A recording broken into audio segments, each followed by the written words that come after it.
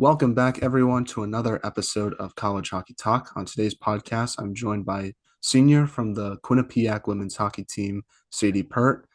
Thank you so much for coming on the podcast, Sadie, and how's everything going? Thanks for having me. It's been going pretty good. Well, your team is currently sitting at the top five of the rankings at the time of this recording. So just talk about your team's performance so far and what have you taken away from it, even despite the loss against Yale yesterday? Yeah, that was a tough battle, but we have been doing really well this year. I think we still probably have the best record in the NCAA right now, which is awesome for us. We've been playing just a great team hockey. We've had a few injuries through the season, so it's really shown how much depth we have. So yeah. And it seems like your team has gotten so much better since your freshman year to your senior year. I'm curious, what are some of the improvements that the coaching staff and you as players have made to make that success kind of sustain since your freshman year to your senior year? Yeah, that's kind of funny. My class usually talks about that a little bit because we started not even in the top 10 at the start of my freshman year. And then I think when our season ended our freshman year, we were ranked maybe 10th or ninth. Um, but yeah, just throughout everything, I think we um, have done well. We got a new coach. Let's see, last year we've done a lot more skills with him, a lot more shooting stuff, and just working on little details that I think have really proven to help our game. And that's like a big thing that we talk about at Quinnipiac is diving into the details. And so I think we, as my class, has shown a big improvement on wanting to get better, and that's been the case for each class that's come in after us. Obviously, being a highly ranked team comes with a lot of pressure. How does your team handle the pressure of being one of the top ranked teams in the country? And what's the key for your team's consistency throughout the regular season so far? Yeah, consistency is a really big thing that we've talked about lately. I think that's the team that's going to win a national championship, who's ever the most consistent. And so just taking it each day by day, we still do a lot of conditioning, which I think is really important for our team. But we also take that time to recover. And so I think that's probably our biggest key so far. But as for the aspect of how we do it mentally, every game we go in respecting our opponent. That's a big thing our coach has brought to us is respecting every single opponent. So we knew Yale was going to be a big game, but we couldn't just surpass playing Brown and sticking to our game plan against Brown.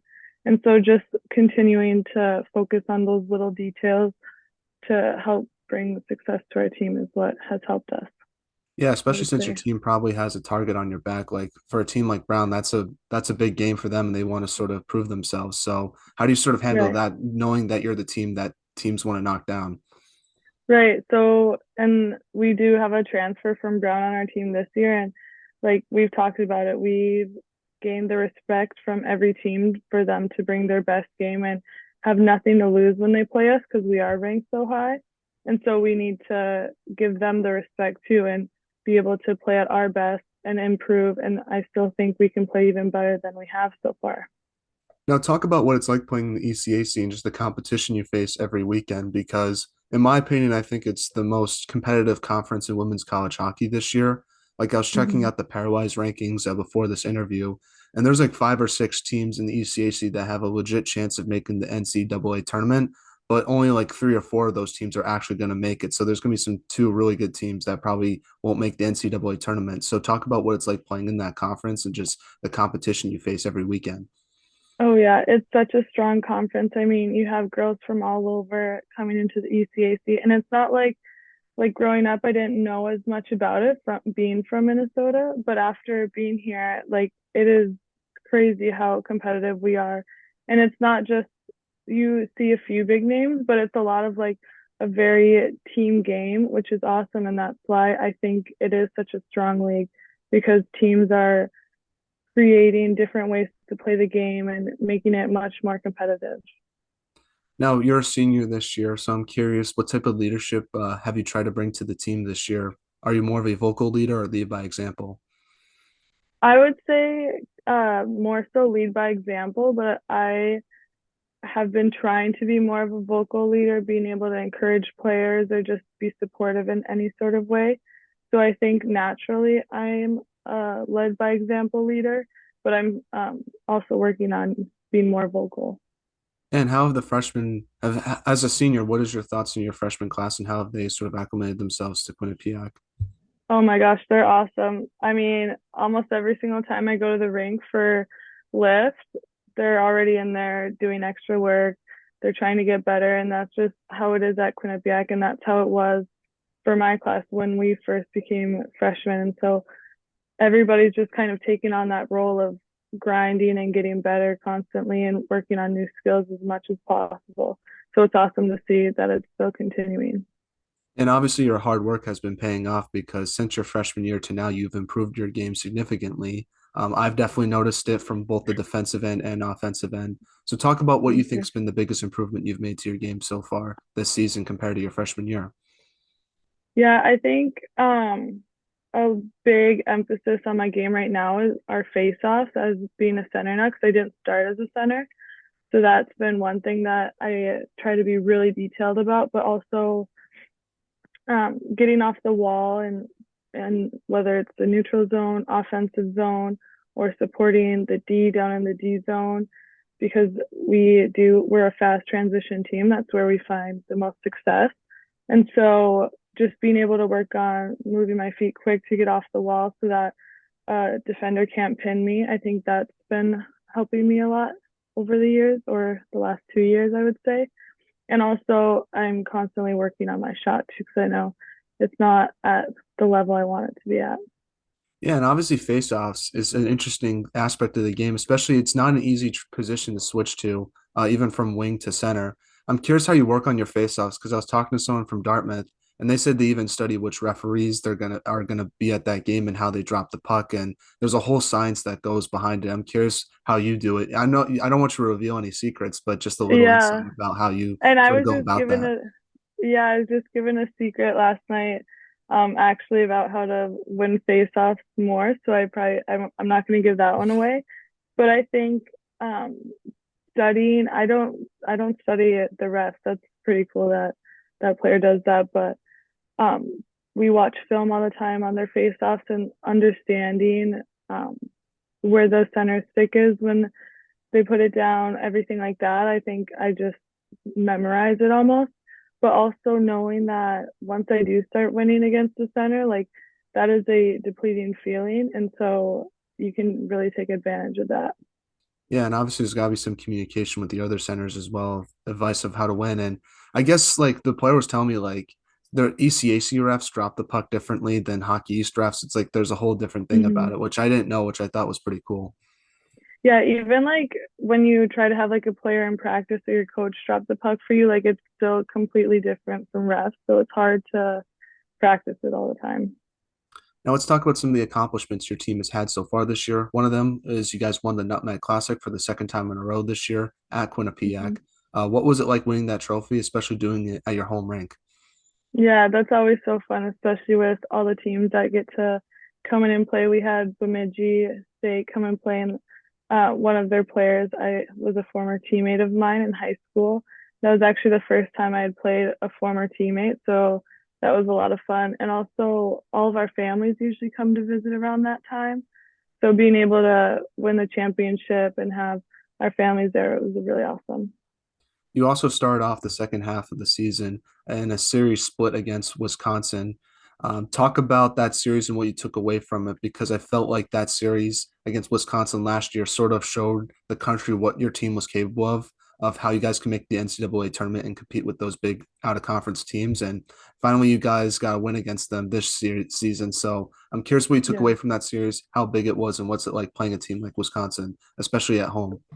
Oh yeah, lots of confidence came from after that game, whether it was the mental side, like losing like in the ECAC, we don't play the same team back to back unless it's our travel buddy, which is Princeton that we play this coming weekend. But in the WCHA, they play the same team every single weekend, so or you know what I mean, every day.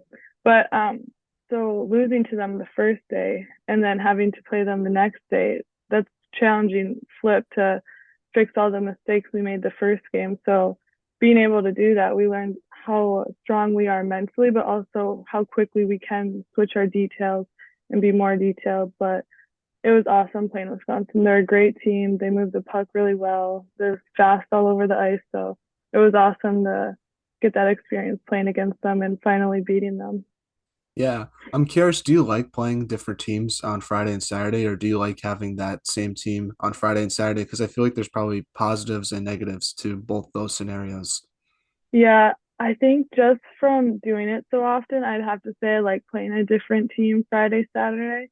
I think it can almost like get to you mentally having to play them back to back, but we've also done that too, so it's cool to switch it up. Yeah, I personally like the Friday, Saturday against the same team, just because Hmm. like if you like have a bad game on Friday, you can sort of redeem yourself on Saturday against that team, and you can learn some things from that first game that you can take away for you from the second game, which I think helps your team improve. So that's sort of why I like that one personally. Yeah. Oh, for sure. Now, obviously, you guys have big goals ahead of you for the rest of the year. So, what are some of those goals you want to achieve? I assume it's winning an ECAC championship and obviously winning the national championship. But any other goals on your team's radar that fans might not be aware of? Yeah, so you hit it right away. Those are the two things I have written down. But I think just growing the game and continuing to grow a name for ECAC, but also Quinnipiac itself. Like we've been consistently doing really well and proving that we can play with every single top team, if not like any other team. So I think our biggest goal is obviously ECAC championship and then on to a national championship. But yeah. So, let's transition now and talk about the beginning of your hockey career and kind of work all the way up to where you are today. So, Mhm. doing research on yourself, it says that you're from Grand Rapids, Minnesota. So, talk about growing up there and how did you start playing hockey? Yeah, so Grand Rapids, we're way up north from like the city area, which you might see most girls are from if they're from Minnesota. So I got to play out on the ice rinks all the time with my brother and sister, my dad. Um, Growing up, just played hockey all the time. Like in the summer, we were playing hockey every single weekend throughout the week. Like everything that I can remember growing up is basically about hockey. And as I was starting to get older, I don't know if you've heard of Elite League or not. I'm sure you probably have. That's kind of it's held in the cities and it's like what the top girls in high school usually play on. And so as I hit like 15 years old, I was traveling like 3 hours south to the cities to play like two games of it against like the top girls in Minnesota every single weekend. So I was missing like homecomings, football games. I fully dove into hockey and I used to play volleyball when I was in high school too. And I had to give that up because Elite League was in the fall and I needed to be able to play hockey in the fall in order to be as successful as I am now. Yeah, I think people don't realize the sacrifices that a lot of people have to make to sort of get to where they are today, especially as a Division One athlete. Like you have to miss all those kind of big events that happen in high school in order to sort of make yourself better. Because when you're not practicing or working on your game, someone else is, and they're getting better, even a little bit. So I totally understand where you're coming from, and look, I'm Mm-hmm. happy that those sacrifices that you made have sort of paid off today. Thank you. Who was your favorite player growing up? Was it someone on the NHL or was it a women's player on the national team? I looked up to like when I was really little, the girls playing on the high school team at my hometown. But as I hit like 13, 14, I would say I really looked up to Amanda Kessel and also the Lamoureux twins. I got to run into them at the UND rink when I was little, and I got so excited to take a photo with them. That's awesome. Uh, Yeah. how nice are they in person? The Lamoureux twins? Yeah, Yeah, they're really nice. Actually, at one of the USA camps, one of them was like counting all of our pull-ups. I think it was Jocelyn, maybe, was counting our pull-ups during um, like testing and everything at the USA camp. So that was pretty cool too.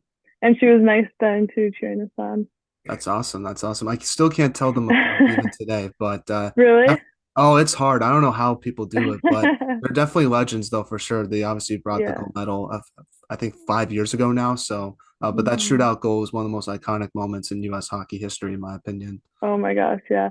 I was bummed that it went into a shootout just because I wanted to see USA win in regulation time or in overtime.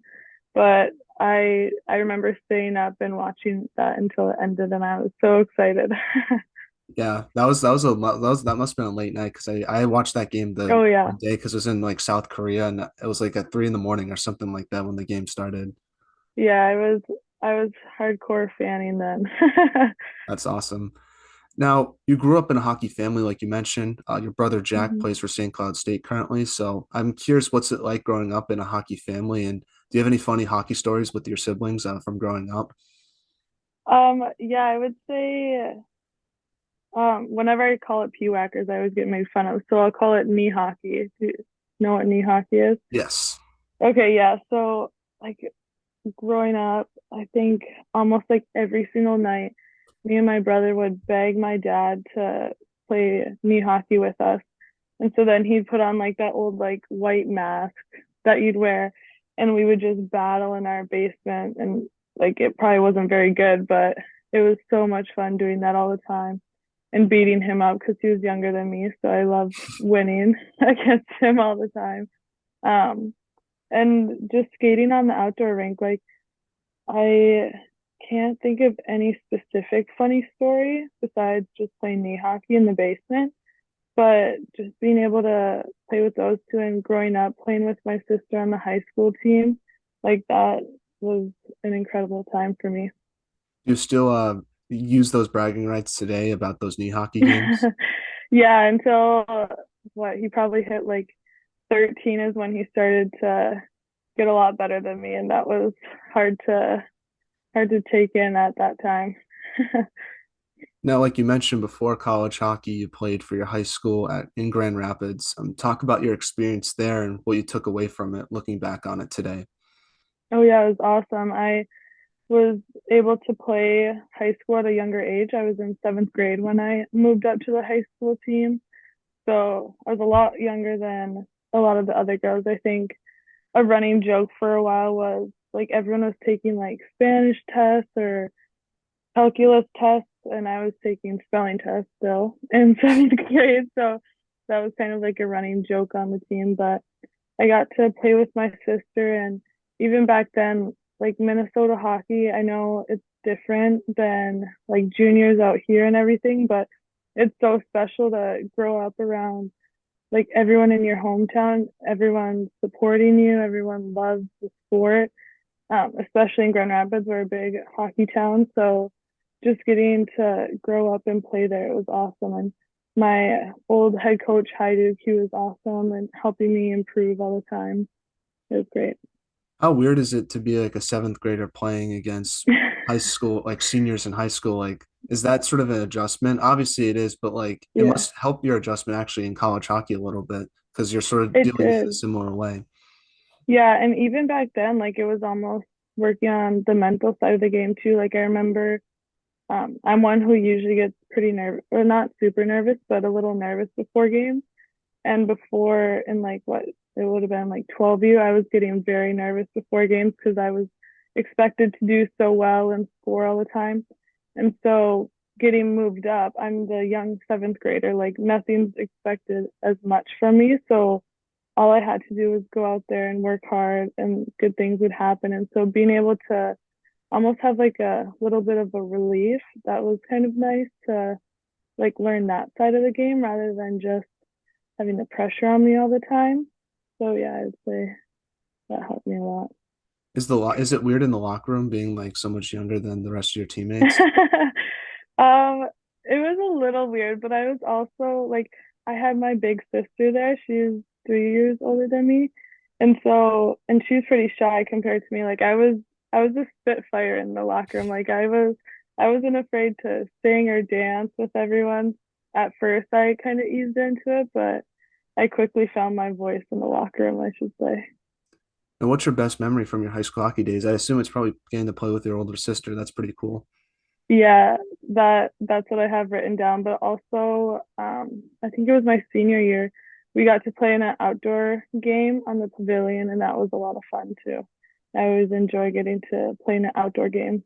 Yeah, that's especially in Minnesota. I know the hockey day in Minnesota thing's really cool. I see like Yeah, all the towns get into it. I always find that pretty neat. And it sort of leads me it's into my so next cool. question, but talk about the Minnesota high school hockey scene and what it's like being a player in that scene because obviously here in the East Coast where I'm from, it's a lot different. It's very hard to play for your public high school in the town you grew up and make it sort of in the Division 1 level. Obviously, Hmm. that's a different case in Minnesota, but it's also cool to see that for the state championship game that you guys can sell out an NHL arena. That's sort of not heard of here in the East Coast. So just talk about how unique the scene is of hockey in Minnesota and what it's like being a part of it.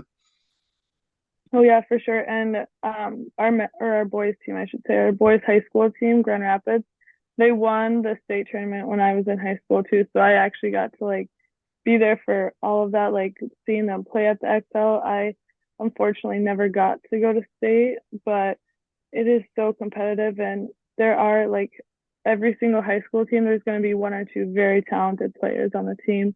And even more like once you get more south, like into the city area, then you're going to have a lot more players on the team that are committed, if not committed yet. But I think just how passionate everyone is in their town too about the sport. Like it's such a fun thing to do. Like on a snowy day, what are you gonna go do? Play outside. So you kind of start at a young age skating, and then it just becomes way more fun to do it with your friends that you're growing up with. And I think that's also like on the boys' side, that's why it's hard for them to leave and go play juniors because they grew up with these guys since they were so little, and I mean they want to represent their state or their city or town and make it to the X. And they also, like for me, I looked up to so many girls on the high school team growing up. Like I wanted to take their place and have other younger girls look up to me, which ended up happening. Like I would get off the ice and there'd be little girls waiting to high five me or give me a hug, take photos with me. Like that is a surreal and really cool moment. Is it weird talking to your teammates at Quinnipiac about it because it must be so different, their experience sort of getting into the recruitment process and just that whole scene that they grew up in? It must be a lot different than what you experienced. I don't know how many Minnesota players are on Quinnipiac, but that's Yeah. sort of must be cool for you guys to talk to them about it. Yeah, we have a pretty good like Minnesota to Canada ratio, I'd say. I don't know the exact number. I want to say like 11 or 12, but like when my roommate freshman year, who I still room with, she's Canadian, and when I told her that I played high school hockey, she was like, "Are you kidding me? Like in Canada, that's like house league. Like I would go and score like 8 goals a night if I played in high school." And so you do end up learning like the differences. And like for me, I couldn't even imagine like going to play at a junior, like on a junior team, unless it was like Shattuck or any of those teams in Minnesota. You don't really hear about many female players leaving to go play at a junior team. So I think just learning it from both sides, like it is a little bit different, but we have like I have a huge respect for them going to play on junior teams, and I think they also have a huge respect for us playing in high school because they know like the talent that has come out of it. Now, talk about your recruitment process to Quinnipiac. What was that like for yourself, and what made you want to go to the East Coast and Quinnipiac versus other schools you might have looked at? Yeah, I think right away, like visiting the campus, I it was so long ago that I like almost hardly remember because it was like everything was so big that I don't know if you've really seen the campus before. You said you're from Connecticut, right? I'm from So you maybe Massachusetts, see, but I've never oh, Mass. been to Quinnipiac actually. So I've Okay. only been to Yukon and Sacred Heart. So I apologize about that. No, that's all right. So we have like it's called the Sleeping Giant, a huge mountain like right in the back door, like right behind our campus. It's so beautiful. You can hike it whenever you want. And the campus is just so nice. They were ranked for their business school, I believe they still are. they are really hands-on with helping you as not only an athlete but also a student. Like their success rate with students graduating and getting hired right away, I think it's like I remember it being 99% at one point. It might be like 98%. Like they really work hard on helping us get jobs right after school, but also just talking to Coach Cass, like I was drawn to her immediately and how passionate she was, but also I could just tell that this school, if I wanted to win a national championship, I was going to have the most success here with that. What was the biggest adjustment you had to make to college hockey? Was it the speed of the game, physicality, or just the decision making, since the game is so much faster? Yeah, I think the speed of the game a little bit and like being able to play back-to-back games at such a high level. Like you always hear about day two hockey legs and everything like that, and just how detailed you need to be in your recovery and making sure you're preparing for it. But also, like we scout all the time. Like I never did that in high school. I knew of the players playing, but I never like watched film on them really. And maybe other teams did that, and it was just me who didn't. But I think that was a big adjustment, and like memorizing our face-off plays, PK, power play, but also just the confidence that you have to have going into it and knowing that you need to work hard, but also being confident when you're out on the ice with the puck. Now, talk about what it's like playing under Coach Cassandra Turner. And what are Yeah. some of the things that you learned from her in your time with Quinnipiac that has helped you become a better hockey player? Because from other players I've talked to, people have said that she's one of the best coaches in not just women's college hockey, just college hockey in general, because of the knowledge that she has on the game. Oh yeah, she has so much knowledge. She's not only watching like women's hockey around here, she's watching everything. She's staying up to date with what which style of hockey is going to be most successful, and she makes sure that we really stick to our details in that. You can probably see a theme of details all the time, but yeah, and she's just so passionate and cares so much about us and how well we feel and just how prepared we are. She wants to like if she can tell you look a little confused, or she'll text you and be like, "Hey, let's meet and we can go over this video again so you feel more confident before the game." Or just how she interacts with the players. She is one of the best. Yeah, she seems super passionate on the bench, and to be honest, it seems a little. I'm a Mm-hmm. little scared of her, just how intense she is. I'm assuming though she's a really nice person off the ice, though, like you said. Yeah, yeah, she's very nice. I don't think I can't understand why she'd be intimidating, but she is really funny. Like we'll joke about like her calling the refs by or not calling the refs by their name, but just like yelling at the refs and then just being like, well, I don't know if that was actually nice or not, or just like messing around with us a little bit. So it is kind of funny. So I do want to ask you about your national tournament experience. Your team beat Hmm. Syracuse in the opening round, and then you guys lost to Ohio State in a very hard-fought game. Talk about what you took away from that experience and how it's helped you for this season. Because only thing I honestly what I remember, I remember more of Corrine Schroeder's great performance from the Ohio State game than the actual OT goal that happened.